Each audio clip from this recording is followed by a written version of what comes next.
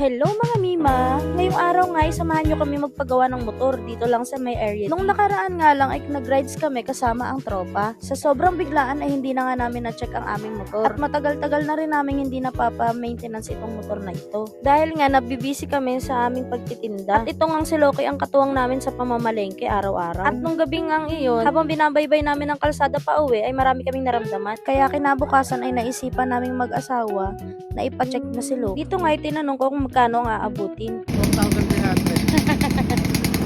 At sabi niya nga dito ay 4,300 lang. At alam nga naming matatagalan pa ito gawin kaya naisipan muna namin kumain. Pampalubag na rin sa mga sarili. At baka ito na ang huling kain namin ng mga inasal. Charing!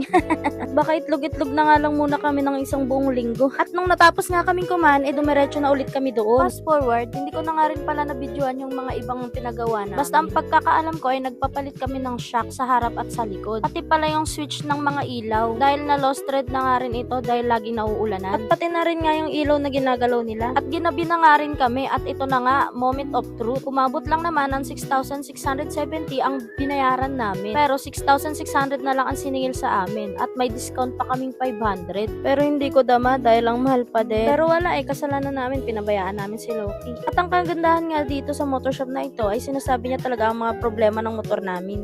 Kaya goods na rin. At dito nga rin pala kami nagpapalit ng gulong. At dito nga lang to sa may area D, lagpas lang ng McDo at ng gas station. Malapit sa Lying In. Dito ko na nga pala itinatapos ang video na to. Salamat!